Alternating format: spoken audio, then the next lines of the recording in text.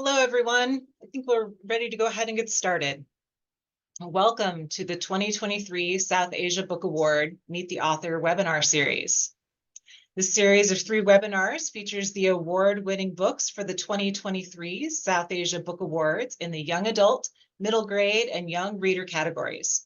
My name is Andrea Fowler. I'm the Assistant Director at the Center for South Asia at the University of Wisconsin-Madison.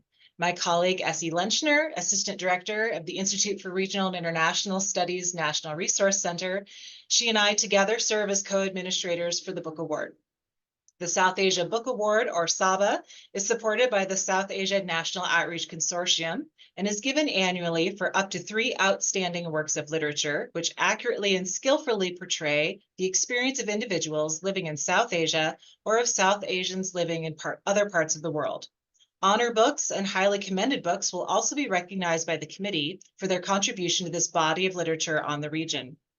A complete list of all recognized titles going back to our first award year in 2010 is available on our website, southasiabookaward.wisc.edu. Today's webinar will include approximately 30 to 40 minutes of author presentation and reading, followed by a Q&A. Please note that since we are using a webinar for today's event, the chat is disabled. Please add your comments and questions to the Q&A box throughout today's event. After the presentation and reading, we'll get through as many of your questions as we can. And it is our pleasure this afternoon to welcome the 2023 SABA Award winner in the Young Adult category, Durre Aziz Amna. Durre Aziz Amna is from Rawalpindi, Pakistan, and now lives in Newark, New Jersey. Her work has appeared in the New York Times, the Financial Times, and Al Jazeera, among others. She was selected as Forbes 30 Under 30 in 2022 and won the 2019 Financial Times Bodley Head Essay Prize. She is a graduate of Yale and the Helen Zell Writers Program at the University of Michigan.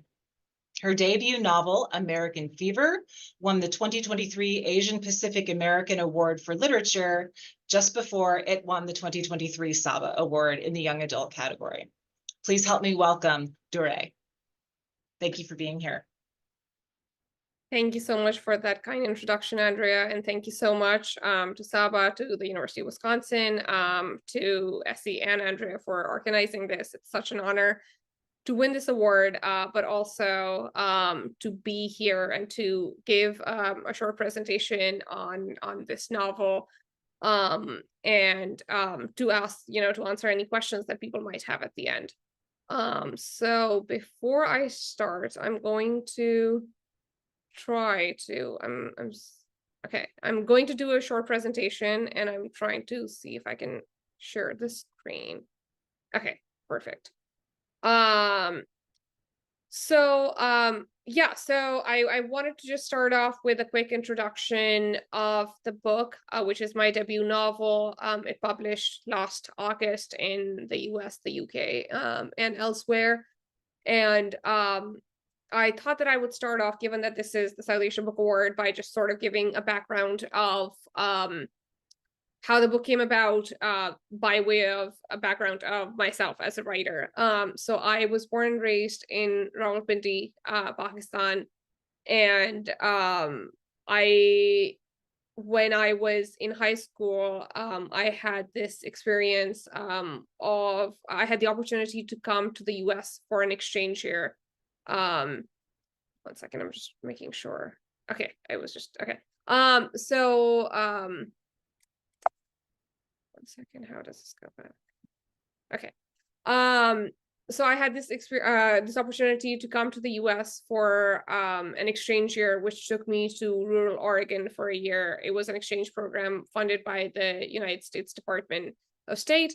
So I got this chance to live in rural Oregon, which, as anyone can imagine, was extremely different from my upbringing in this quite large by most standards South Asian city, Rawalpindi, where I'm from. And then after that, I went back to Pakistan and moved here eventually for college. And since then, I've been in the US. And so, partly that's to explain sort of like my connection to South Asia. I write extensively about Pakistan in various formats, both journalism, essays, personal essays that sort of delve into languages of South Asia, the culture, and also in my fiction. And secondly, because the book very fundamentally was affected by my upbringing, because the book has several autobiographical elements to it. So it starts off very much with my own story of being a high school student in Pakistan and coming to the US for an exchange program. A lot of the details of the book and a lot of the characters that she meets and a lot of the plot deviates from what actually happened in my life, but sort of like the seed for a lot of those things was in there. And I thought that as part of this presentation, I'll also do a short reading and just to give people a flavor of the book. And I think that typically when I do a reading from the book, I do the very opening, because in my experience, it's very hard to do readings from novels that, because obviously most readers don't have the full context for the entire book. But since this is an award that is, and a lot of this webinar is also particularly geared towards educators who might be looking for at this book as a potential reading list entry for high schoolers. So I figured that I would actually do a very short passage that starts off in the high school that my character Hira, who is 16 years old, she has just moved to the US, to rural Oregon, for high school, with the high school that she attends. So this is her very first day of high school. And I think I'll make it somewhat short. Okay. My first class was English Lit with Amy and the rest of the juniors. The two other exchange students, a boy from Oman and a girl from France, had opted for sophomore English, but Kelly had called ahead about my placement. She has to be in the same class as Amy, she told the superintendent. Her English is so good, you'll be amazed. My first 2 weeks in Oregon, I struggled to express myself, telling Ammi over the phone that living in English felt like wearing shadi ke kapde to bed. Kelly, however, interrupted me often. Kelly is the host mother. Kelly, however, interrupted me often to marvel at my sentences, asking me what that word I had just used meant and how I had learned such good English. I detailed for her the length of British rule in the subcontinent, but felt irritated at the lowliness of her expectations. I was used to my parents with their painfully high standards, who, when they called to tell me my O-level grades had come back all A's, sounded happy but unsurprised. I didn't want to be patted on the back for knowing what fecundity meant. Since then, I have developed other theories for why certain foreigners get offended at being complimented on their English. Objectively a pleasant appraisal, and a reasonable one given that many people in their home countries do not speak the language at all. Raised in places standing in the long imperial shadow of English, we are taught to peg our worth to how well we know the language. I had grown up reading only in English, respecting teachers more when they instructed in English, envying Dawn TV anchors when they delivered the news in clipped English. I claim the language dearly, and it made me angry that someone could question my right to it, even in compliment. In class, I rifled through the heavy textbook, worried. Poe, Thoreau, Arthur Miller, I had never heard these names. My literary world had consisted of Dickens and the Brontes, Blyton and Austen, books set in the English countryside, pubs and boarding schools. That, by the way, is a clear sign of class. If you were reading Blyton in 90s Pakistan, you were undoubtedly the bourgeoisie. The only American I had read was Nathaniel Hawthorne, and that too because The Scarlet Letter was part of a gender studies course Ammi half-heartedly took once. She stopped attending the evening classes after a week, citing exhaustion from her day job. I, on the other hand, remained enrolled, sneaking the readings upstairs at night learning by age 12 about female genital mutilation in African countries and the misogynistic machinations of the burqa, becoming a gullible convert to Western feminism at a tender age. My worry, however, subsided soon after class began. The teacher, a lean man with a graying mustache, asked the students what they remembered of Emerson from sophomore year. Such silence ensued that I could hear the superintendent scold a student in the hallway. Mr. Avery resumed talking after a brief pause. He seemed to have expected the silence. He gave a short summary of Emerson's life and then said, "Samantha, why don't you read out the first paragraph of Self-Reliance for us?" Samantha sighed and began to recite Emerson in the dull register of the condemned. "A little louder," said Mr. Avery cheerfully, annoying me. Why wasn't he telling Samantha she was eating half her words and sounded like an idiot? After she finished her paragraph, Mr. Avery looked around and asked, "Who wants to read next?" I raised my hand out of habit. We clamored to get selected for recitations back home, before realizing that I was the only one who had. Everyone stared. Even the teacher looked with suspicion at my lone hand, suspended limply in the air. Amy avoided my gaze in the next two classes. I had never been the most popular girl in school, but I was sufficiently liked. Back home, there was considerable cachet to being a good student, and that I'd always been. Things seemed to work differently in Lakeview, where students spent much of their energy vying to appear disinterested in class, in a race for the most authentic brand of Enua.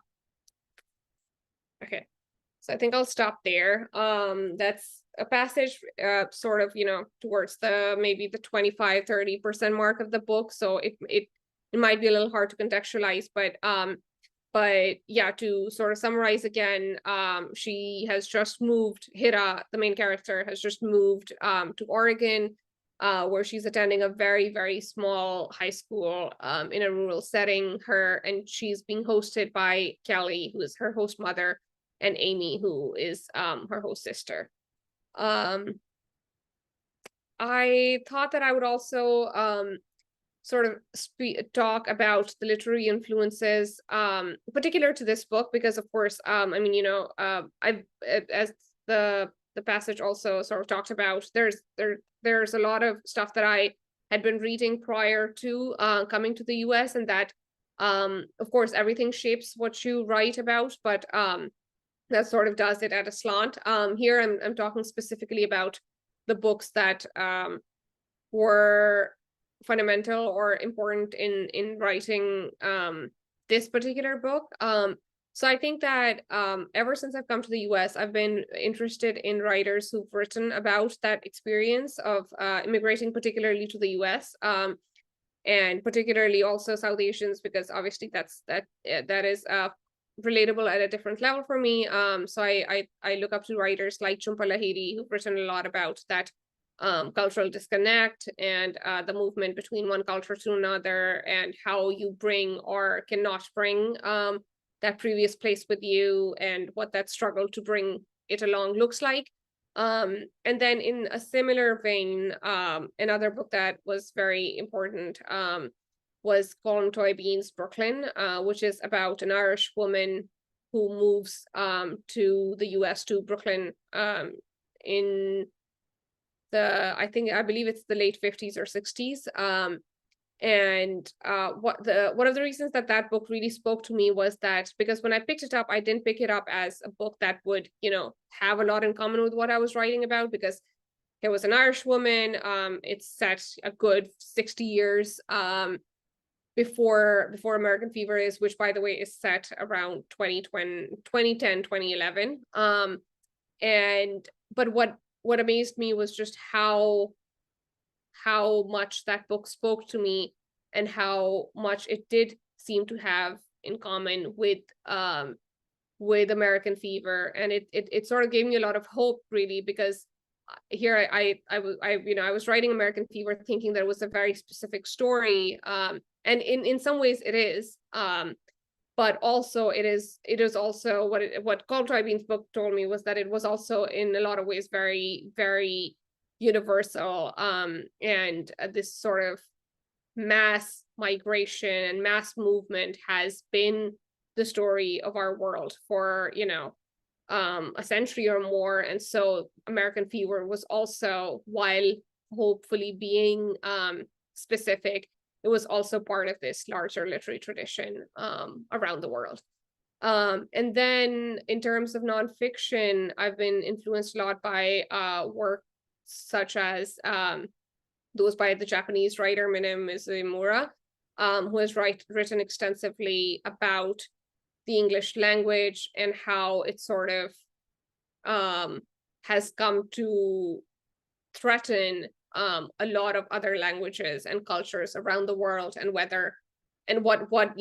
that threat looks like, and how do we make sure that other languages continue to exist and thrive alongside this what sometimes feels like impossible to stop imposition of English.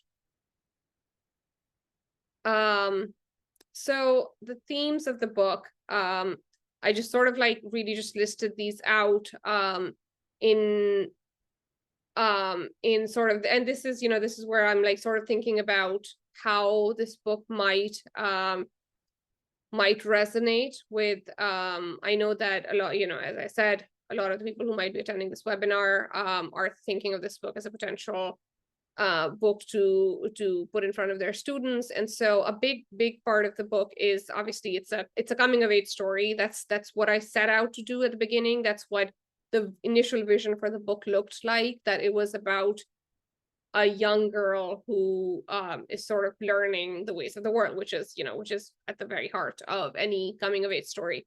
And she's at that exact age that a lot of coming of age stories are set, which is late adolescence. She's 16 at the beginning of the novel and 17 at the end. It's set in a very short, distinct time period. So it's like the 1 year that the exchange program takes place in.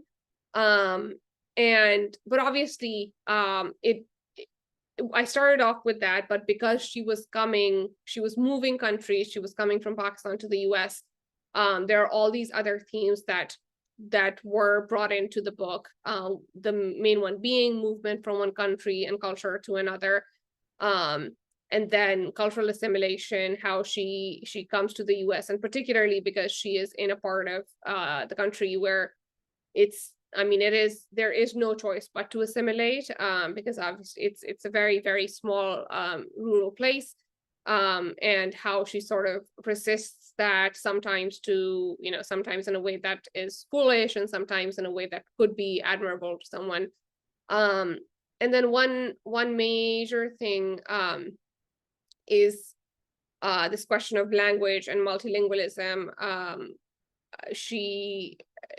A lot of the book is sort of like ruminations on this question that I referred to earlier too, of how do we, especially when you move to a place where English is the lingua franca, or even generally, how do you, because a lot of the story is also about Hira, how she's been in Pakistan itself, which is a post-colonial state. English does have a particular power and hold in all official businesses, in all sort of corridors of power, at the best educational institutions. And how do we interrogate that? Do we sort of just accept that and move on? Is there any point in resisting that? And another very, very important theme is family, because she's at the stage where she is starting to become her own person, but is also realizing that in a lot of ways she still wants the warmth of that family that she left behind. She is suddenly away from both her parents, and is trying to keep in touch with them and it's so funny, because I think maybe if this book had been, I don't know if the book would probably have to change tremendously if it was set today, where there is much more ease of communication.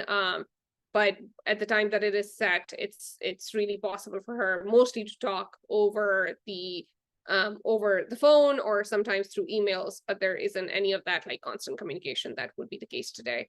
And then another thing that I was very interested in exploring was the idea of class. So Hira is comfortably situated back home. She's not rich per se, but she lives in a city.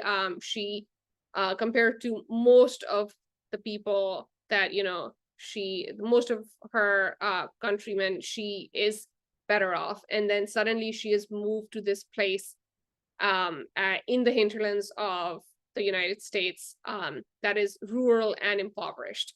And I was interested in this juxtaposition, partly because um, there's this idea that, of course, like most immigrants, most economic migrants to the US are leaving behind these places of destitution and poverty, and of course, like all refugees too, and they're coming to this land of opportunity where there's boundless opportunity, boundless wealth.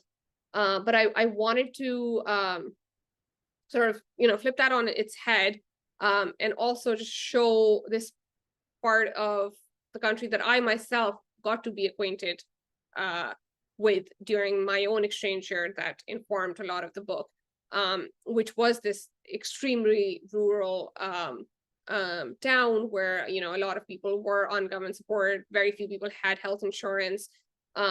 So their experiences with class were just tremendously different from Hira's. And then finally, I think I was, as someone who thinks a lot and deeply about the US and the place that it occupies in the world. It's very sort of like imperial posture that it has towards the rest of the world. It was important for me to also, and it's fiction, and it's told from the perspective of a 16-year-old. So it's sometimes she sort of stumbles around things, and sometimes she notices things and cannot really name them in a way that an adult could.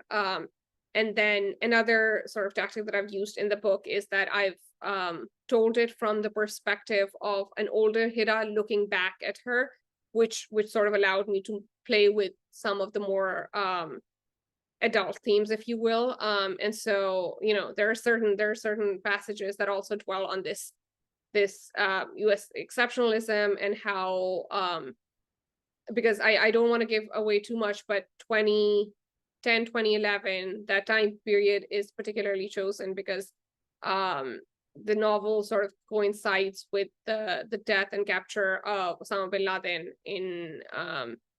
in Pakistan.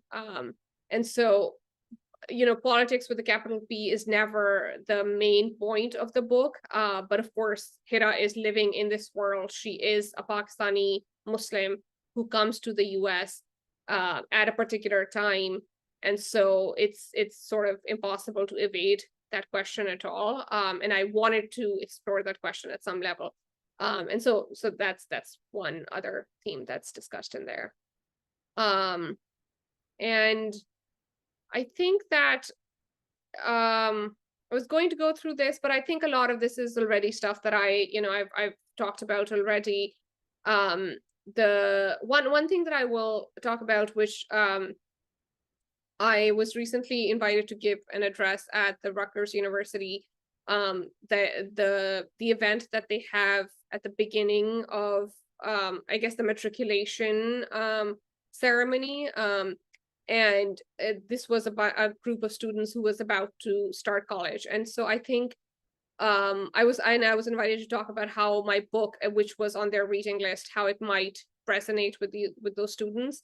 And I think that I think about that when I also think about how it might resonate with high school students, which is that again, the most fundamental thing about American Fever is that it is a coming of age story. And I think that if particularly for students who might be towards the latter half of high school, who might already be thinking about colleges and what it means to move away from home, to move away to college, I think that there is a lot in the book that will resonate with them, because it is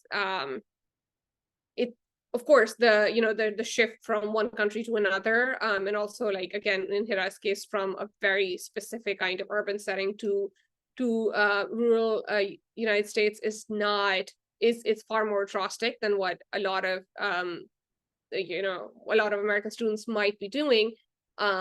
But I think that this idea of what it means when you move from a place that's been your cocoon, where you're basically allowed to sort of, let it loose and just be a very, I'm sort of blanking on the word, but where you don't have to really put on a self-presentation, to a place like college, where you are expected to act a certain way. You're on your way to becoming an adult. You are no longer completely unexcused in your behavior and in your postures and in what you say in classes. And so, sort of in preparation for that, the book could be a good tool. The issue of assimilation I've sort of already touched upon, but particularly how it affects immigrants in the US as well as their children, which, as we know, is obviously it's a huge growing group within the country. And then the question of language and US exceptionalism, I think I've already sort of spoken about.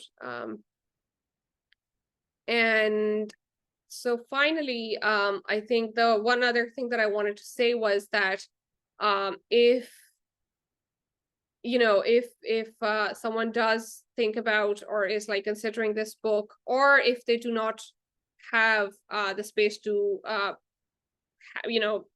to basically assign the entire book, there are also, I just wanted to mention a couple of other pieces that I've written that touch upon similar themes, if people are interested in looking those up. One of them is an essay called "Your Tongue is Still Yours" that was published in the Financial Times, which is all about language and multilingualism. If anyone's interested in assigning that to their students. And then the other one that I also mentioned before is the Rutgers Address. It is available online if you just search up the Aziz Amna Rutgers. It's on my newsletter. And I think that is all that I have in terms of this short presentation. I also have there my email address in case anyone wants to reach out with more specific questions.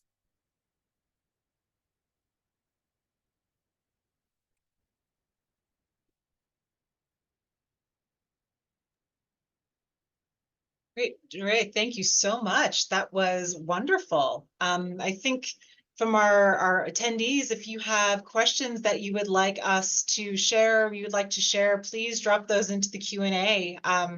This is a lot to take in and think about. So while our audience is adding some questions, I have a couple of questions that I can kind of get us started with, so that we can get this conversation going. First off, I want to say that we do have a little gift box that will be coming your way soon. It'll have your actual award in it, and some Saba, a book award swag that'll be coming soon. So we're just waiting on the final manufacturer of your award. So that'll be coming. Watch your mailbox. It's coming soon. That's fantastic. That's something from the committee to our award authors this year. So just you talked a lot about the personal experiences that that you had that informed the writing of the book, and your own time in the US as an exchange student. And I know that Hira had some very intense experiences, those feelings of betrayal, struggles with fitting into a new community, staying true to personal identity and staying connected back home while away, and also kind of reconciling her ambitions as a young person with what she understood others' expectations of her to be. And I think that while they may not be truly universal, these are experiences that all of us go through at roughly that age. I wonder if you could talk a little bit about your inclusion of those experiences. Were you hoping to portray those or include those as a way for non-South Asians or non-Pakistani people to connect to Hira on that sort of basic emotional human level? Or, what was the idea behind that? Yeah.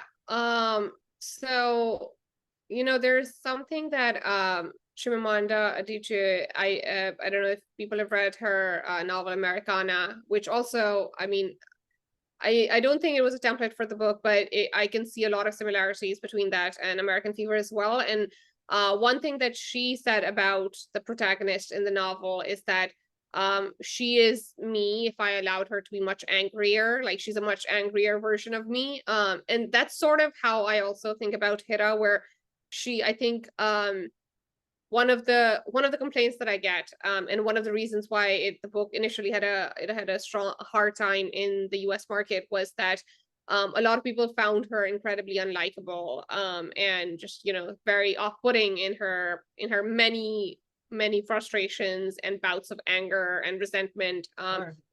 And I think that that's, I mean, of course, that's fair, and I think that it's always a question of how do you create a character that is very true to life without putting so much pressure on the reader that they sort of lose sympathy with Hira. And of course, it ended up being sort of like on a reader to reader level. There were some people who very much related to her angst and were Right. immediately taken back to their, high school versions. And some people who just couldn't get past that, and that, so you kind of just, go with what you get.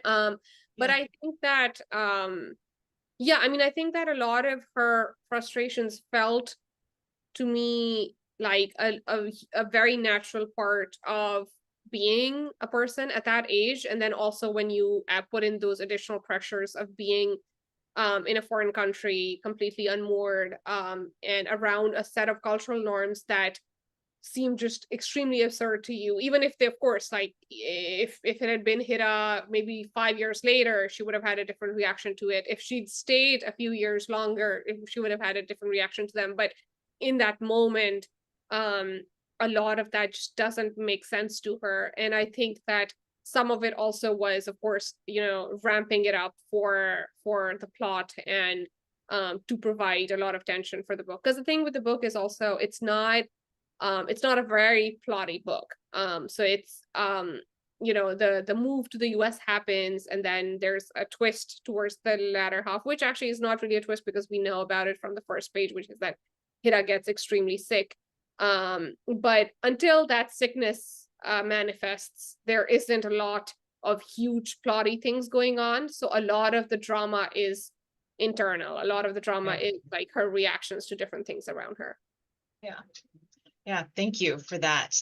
So we have a couple of questions that have been submitted by our attendees, and I think this is a good segue actually into this first question is, how has your experience been as a woman of color breaking into the writing industry? And how can other women of color navigate any challenges that you have faced or are currently facing?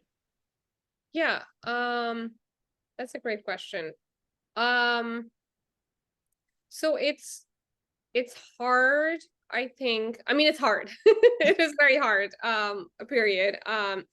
And I think that obviously things are changing, I think, hopefully in a good way. But it remains the fact that it is, when you have stories that are, on the margins in any kind of way in US publishing, it is very hard to find space for them. And I don't think that is a problem particular to US publishing. I think that's just sort of like the unfortunate way that things are. It's just very hard to be heard from any kind of margin.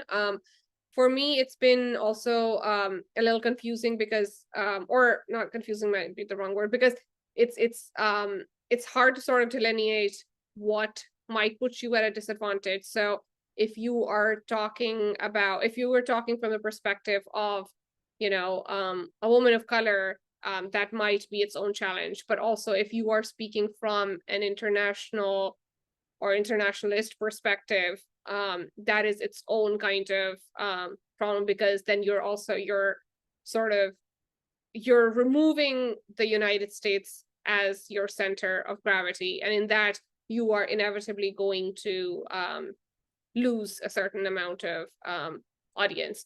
And so, yeah, I mean, it's hard, but I would also just say that it definitely does feel like a lot of very, very unique and diverse perspectives are continuing to be published more and more. So I'm cautiously optimistic, yes. I appreciate your cautious optimism. I think I agree. I mean, being from my perspective, working with the book award, I think, and Essie and any members of our committee who have joined us today too, would say that, the more loudly we can amplify the voices and the experiences that are being portrayed in the novels like American Fever, the more we all benefit. So, to the extent that you can, please keep writing. There are people out there who want to read what you're contributing to the world. So we thank you for that. Oh, thank you. Yeah. So another question from one of our attendees, from Gaurav, do you have any suggestions for higher education researchers trying to bring to light the experiences of South Asian international students?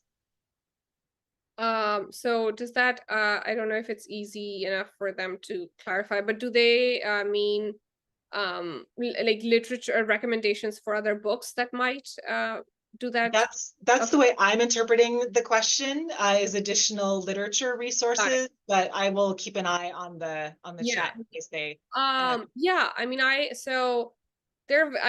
think that there have been, I was actually thinking about this today. I don't know apropos of what, but how there's been this recent influx of tremendous South Asian literature that at least come to my attention that is being published in the US in English. And some of the names that I'm just sort of like listing off my head is one person whose work I absolutely adore is Jamil Jan Kochai.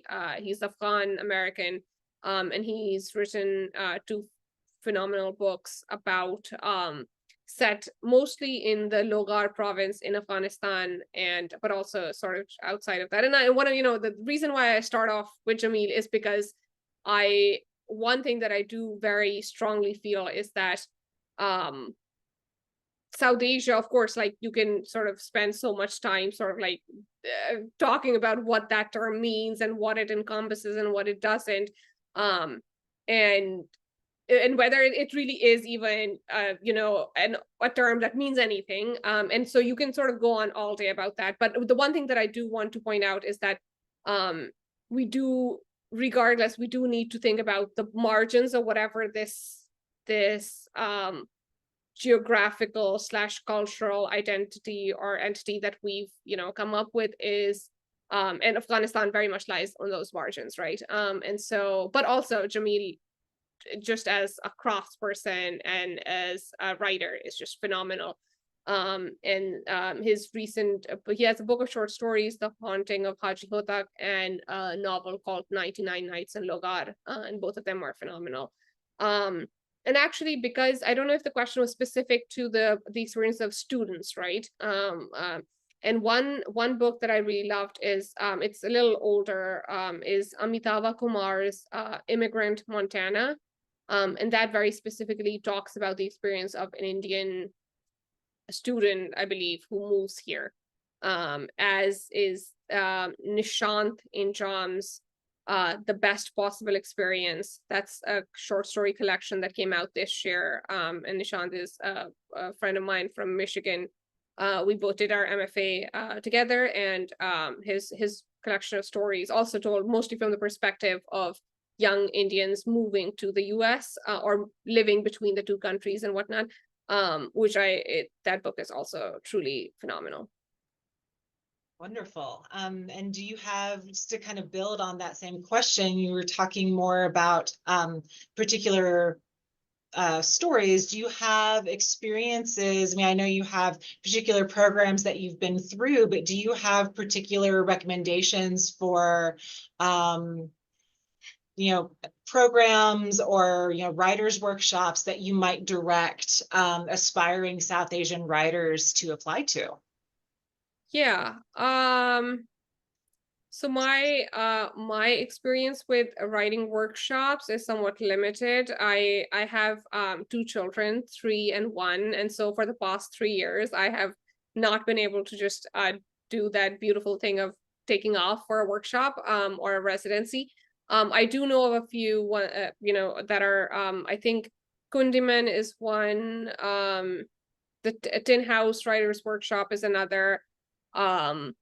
I mean, it's quite, if you go online, or if you start following one of them on a social media channel, you know, you can be in the loop with a lot of the others. And then I think now one thing that is happening that is kind of cool is that there's a certain decentralization that's happening. So a lot of writers will now, there's something called the writing co-op, I believe, that basically lets writers design their own courses and publish them on the website, and then you can just sign up with them. And it's and with that, what can happen is that you can sort of like look up. I know that I have a friend, Sarah Thuncombe Matthews, whose book All This Could Be Different came out last year, which is also a great book.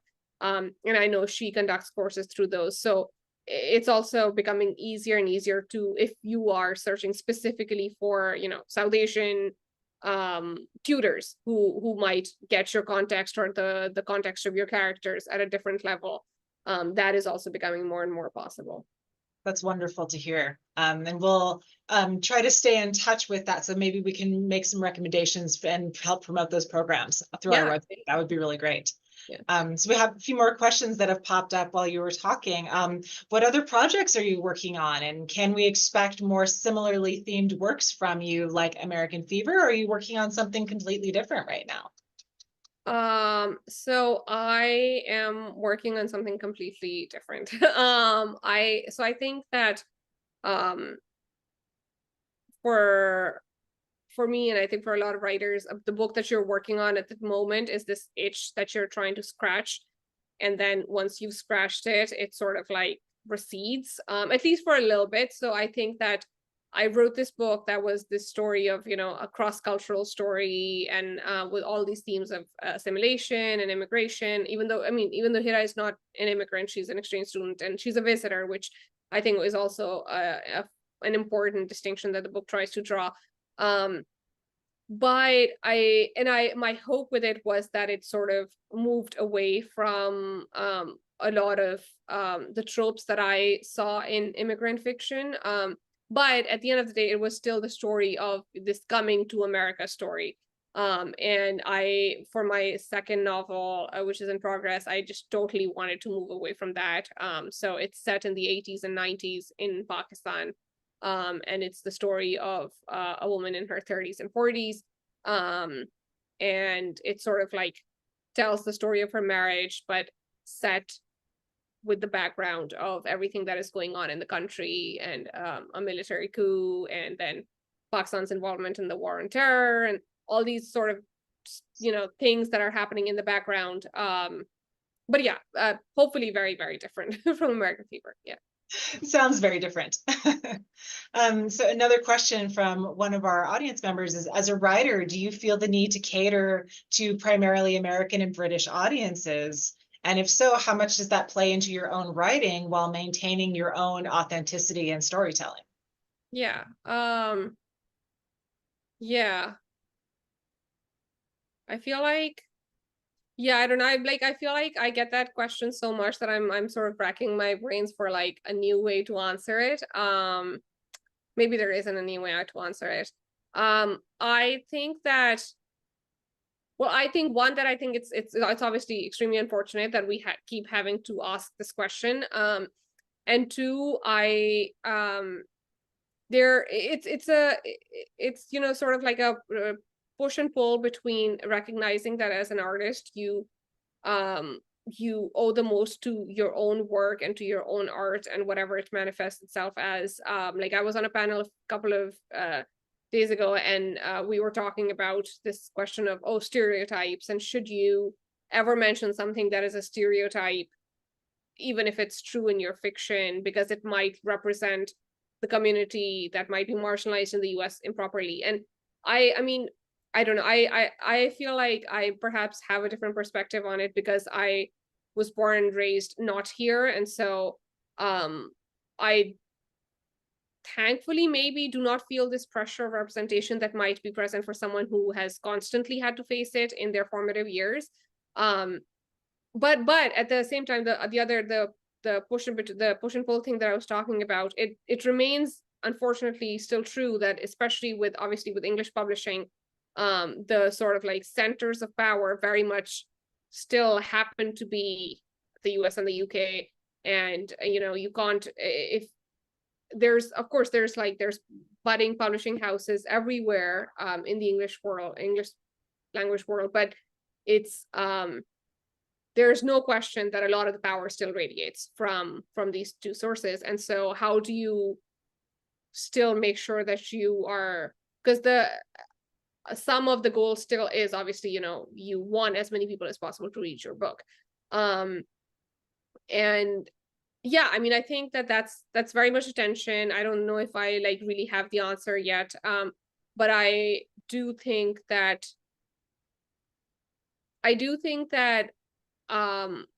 while there's so much luck involved in all of these things, once if you tell a very good story, at some level it does become universal, even if, you know, outside of all these sort of like petty things of representation and whatnot. I think that there's intelligent, incredible readers everywhere, and again, it takes a lot of luck to be able to get to those readers, but again, another case of, you know, being cautiously optimistic. Sure. Yeah. Of course. It looks like we've got a few more questions rolling in. Before I get to those, I want to ask, what are your favorite types of stories to read? And I'm not going to ask you favorite authors, but when you reach for things to sort of rejuvenate your creative spirit, what do you go for? Yeah. I mean, I can tell you my favorite author. I currently, and have at least for a few years now, thought that the greatest living writer we have right now is Elena Ferrante. She, for people who are not familiar with her work, she writes in Italian. Most of her stories are set in her native Naples. And she writes pseudonymously. I don't know how to pronounce that word, but no one knows who she is. That's just her pen name, Elena Ferrante. And the works that I like most from her are obviously the Neapolitan Quartet, which is the story. This also, I guess, it starts off as a coming of age story, but moves to also like their middle age. These two young girls living in Naples that are friends. So it's about friendship, and it's about their marriages, and it's about womanhood. And that's sort of, it was somewhat of a role model for the second book that I'm working on, where she very expertly also brings in the history of Italy and the history of Europe and the post-war changes that were happening on the continent, but so seamlessly that the books are never about, you know, capital P politics and capital H history, but you see all of that in the lives of the two young women. Thank you for that recommendation. I'm sure that several of us will probably be reaching for that the next time we go to the library or to our favorite local bookstore. So a couple of additional questions then that have rolled in is, would you recommend writing programs like an MFA, such as the one that you did at Michigan, for aspiring writers or poets? Yes, with the very, very important caveat that you get fully funded to do it. So it's never, ever, unless, I mean, of course, if money's not an issue, then it doesn't matter at all. But as is the case with most of us, if it is, you should never go into debt to go to a writing program, because as they will very explicitly tell you themselves as well, it's not a professional degree. It's a time to get, it's 2 or 3 years where you get the time to sit down and work on your novel, or work on your short stories, or work on your memoir, or whatever you have it, and form a community with other writers. So my own experience unfortunately got quite tarnished by just the pandemic and what it did to anyone who was in any kind of educational institution at that time. So I also had a specific experience, but in the absence of that, hopefully it can be a great time to, one, just get the freedom to write, and two, to form this community that can, take you through the inevitable like slew of rejections and just a lot of the sort of challenges that come with being a writer in the current literary landscape. Yeah, I imagine that. I mean, while there is certainly some loss of community that you experience through, having that cohort through the pandemic time, there's certainly something, I suppose, to be said for that, experience that's unique to your cohort going through that program at that time. So who knows how that might, play out in something that comes through your work in the future, maybe. Who See, knows? now you're being cautiously optimistic. That's not something I usually do, so I appreciate the compliment. So another question here: do you feel that there's an overarching message or theme, a line, a thread that connects your work? Yeah, that's a great question. I mean, I'm sure there is. I think that it's so funny though, because my husband, who is the first person who ever reads any of my work, says that everything you write is the same thing. And I think, I mean, maybe that is true. I think I do have a certain fixation with the question of language and the question of multiple languages, and I think that is one thing that that is shown through most of the work that I've written. Just because I am so permanently stamped by having grown up multilingual, and then being in a society where, I mean, again, like hopefully things are changing just as the demographics of the US are shifting. But I think in the US that I arrived in around like 12 years ago, and even now, I think the constant expectation of monolingualism, and what I see sometimes as a complete disregard for the fact that other languages exist, is and that sort of that divide between my own upbringing and what I see around me. Maybe that is one of the reasons, but yeah, language seems to creep into everything that I do, or the question of language. Yeah. So this is a kind of a good place for us to go next, is why did you decide to become a writer? And I'm going to piggyback on that question and ask if you talked about literary influences. Are there particular teachers or mentors along the way that influenced your writing or lifted you up and helped you find this path? Yeah. Yeah, I mean, I think teachers are, I mean, so important, obviously. And I think, again, for people who are listening in here, if there's, I mean, high school teachers particularly are just, because it's such, obviously it's such invisible work in certain ways, because by the time that you end up being a certain kind, or end up being an established writer, it's usually like after college, and you've had many more experiences after that, and so it's very hard to get direct credit for someone's achievements 10-20 years down the line. But I have very, very sharp memories of the times where I distinctly remember this one time where I was asking in class that, and this was in Pakistan, I was, I think, like 13 or 14, and I said, can we use the punctuation this way or that way? And I was like sort of fixating about a certain rule, and I remember my English teacher saying to me, Dure, you can do whatever you want, like you are a good enough writer that you can do whatever you want. And this is, of course, like I was writing, I'm sure, like absolute complete juvenilia at the time, but the fact that someone was saying something like that to me has never left me. And so I think teachers are, I mean, incredibly important. Yeah. So beyond, earlier than that, was there a particular experience that, signaled to you, this is what I'm meant to do? Or was it just a series of experiences as a young writer that prompted you to say, okay, this is what I'm going to make my career out of? Yeah. Well, to be clear, I still don't know if I'm going to make a career out of it, just because it is so incredibly hard to make a career out of it. But I think that I have always written, and I think part of that was just because I was a reader from as early as I can imagine.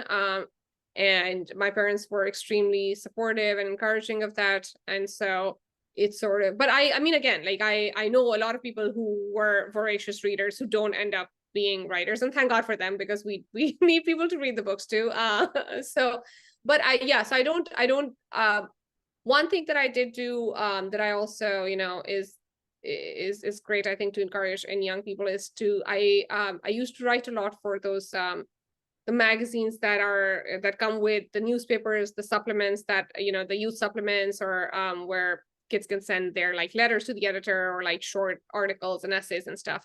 And I think that from early on, that sort of like gave me this particular high that comes from seeing your work in print and then seeing people respond to it. And I think that was very important. Yeah. Yeah. We've got time for one last question. There are a couple sitting here, but I think probably a nice big lofty question is a good way to sign off. So is there a particular impact that you hope that your writing has on the readers?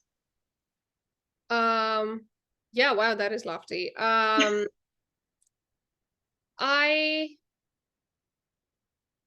mean, I think it can like sort of differ a lot from book to book. I think that with American Fever, when I wrote it, I very specifically had this idea of writing for the person that I used to be at the time, for writing towards anyone who's felt alone in the world in any kind of way. I don't know if that's necessarily my goal with the second book, because my second book is sort of, it's about a more, you know, it's about an adult, and it's about a different era, and it's about a different circumstance.